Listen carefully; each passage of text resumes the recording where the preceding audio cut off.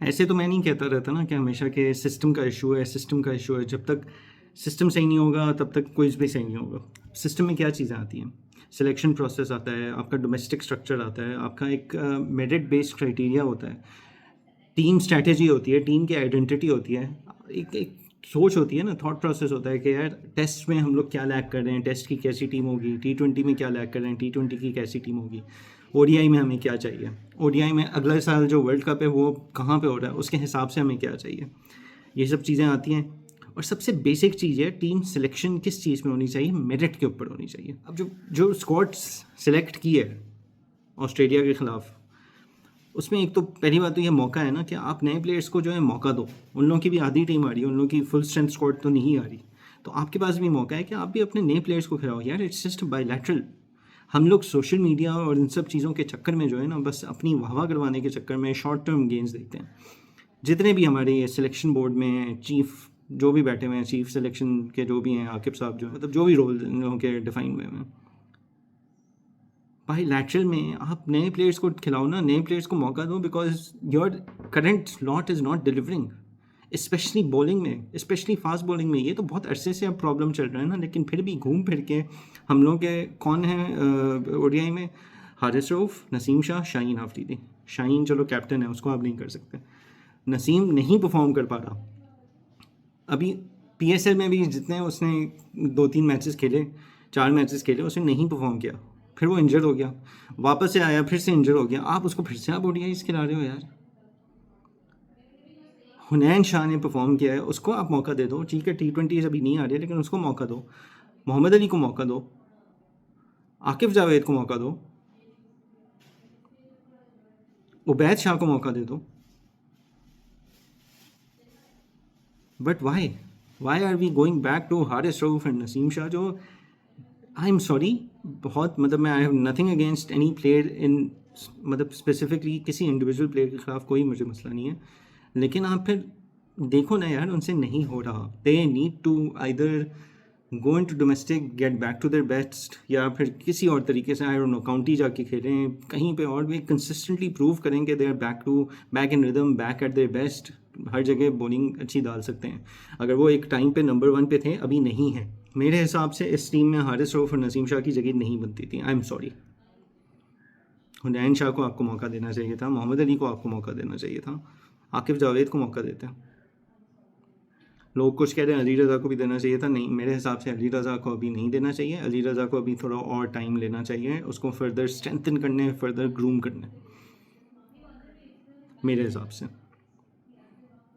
Spinners में शुक्र है सुफियान मुकीम को रख लिया, अब देखते हैं कितना खिलाते हैं। लेकिन मसला वही है ना कि सुफियान को भी वनडे में अभी रखा है, साथ में शादाब को भी रख लिया। अब लेट्स सी, एक तो पहली बात तो ये खिलाते कितना है, क्योंकि अबरार भी है स्क्वाड में, तो कितना मौका मिलने वाला है। अब शादाब पे भी आते हैं, शादाब किस बेसिस पे आया है ओडीआई में वापस? Again I have nothing against any player in particular, लेकिन किस बेसिस के ऊपर वो वापस आया टीम में? अभी एक पीएसएल हुआ है जिसमें उसको बेस्ट ऑलराउंडर मिल गया है, जिस आई एम सॉरी, वो ठीक है मिल गया, उसने अच्छी परफॉर्मेंस की, एवरीथिंग, बट आप देखो तो सही ना, कॉन्टेक्स्ट तो देखो उस सब चीज़ का। And secondly, how much long format cricket has he played over the last 1 year? पिछले 1 साल में आधा वक्त तो वो इंजर्ड रहा है। उसके अलावा जो उसने क्रिकेट के लिए ज़्यादा वो T20s के लिए। सुफियान मुकीम भी आई एम नॉट श्योर कि उसने लॉन्ग फॉर्मेट क्रिकेट कितनी के लिए एक्चुअली। उसकी वैसे तो T20 में डायरेक्ट जगह बनती है, नोट मतलब ये तो लिख के स्टैम्प साइन सील कर दें कि Sufiyan Muqeem must be in our national T20 team for sure. ODIs मुझे नहीं पता, मैं ऑनेस्टली स्पीकिंग मैंने अभी देखा नहीं है कि उसने कितनी मतलब वनडे कितने खेले हुए फर्स्ट क्लास में या लिस्टेज जो भी होता है। बट शादाब किस बेसिस के ऊपर वापस आए? So the selection, I'm sorry for this team bilateral is beyond me. हो सकता है जीत जाए, हो सकता है बेइज्जती हो जाए हमारी कि उन लोगों की सी साइड से या बी साइड सी साइड से हम हार जाएं, लेकिन हार जीत इज़ इमटेरियल। इस सीरीज़ से हम लोगों को आगे जाके मिलना क्या है ये देखना ज़रूरी है। उसलिए इट वाज वेरी नेसेसरी कि अब आप नए फास्ट बॉलर्स डालना शुरू करो। शुक्र है अहमद दानियाल को रख लिया है, उसको खिला भी दें, लेकिन उसके अलावा भी डालना चाहिए था। I am very sorry for Naseem and Haris Rauf. उन्होंने अच्छी परफॉर्मेंसेज दी हुई हैं पाकिस्तान के लिए, लेकिन पिछले 2 साल 2.5 साल से उन लोगों की परफॉर्मेंसेज नहीं हैं up to the mark, consistently नहीं है अप टू मार्क। 6-7 मैचेस में एक मैच में परफॉर्म करना is not enough, especially if you're a bowler.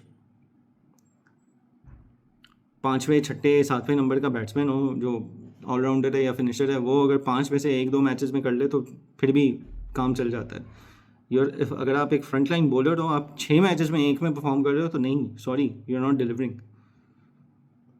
और आप एक मैच में अगर 10 ओवर में 70 रन खा के 80 रन खा के जो है वो ओडीआई में 3 विकेटें ले रहे हो, तो again that's not enough, that's simply not good enough, not in an ODI. अब शाहीन कैप्टन है बट उसकी भी कंसिस्टेंट परफॉर्मेंसेज नहीं आ रही।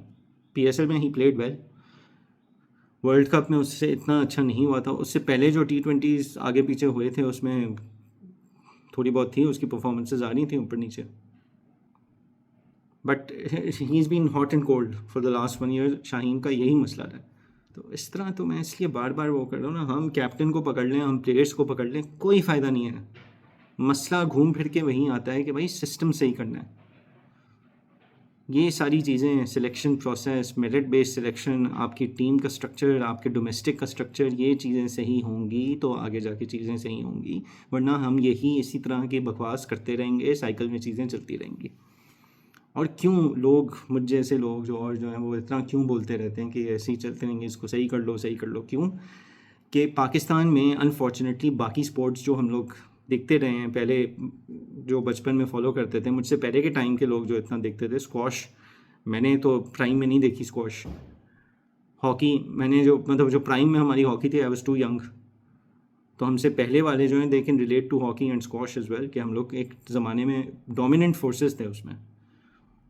लेकिन उन दोनों स्पोर्ट्स का भी बेड़ा गर्क और कबाड़ा किया है, क्योंकि पॉलिटिक्स थी उसमें इंक्लूड कर दी, उसके कोई सिस्टम सही से नहीं चलाया, उसके स्ट्रक्चर्स को सही से नहीं चलाया।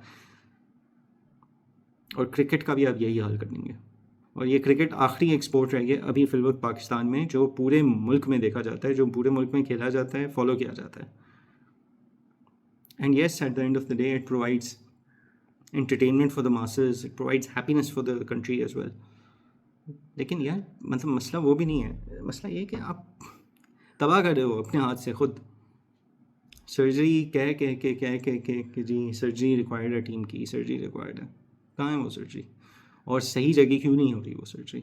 ओवरऑल सर्जरी की ज़रूरत है ना, सिर्फ 11 लोगों की सर्जरी नहीं होती, पूरे इंस्टीट्यूशन में, पूरे स्ट्रक्चर में, सिस्टम को सर्जरी की ज़रूरत है।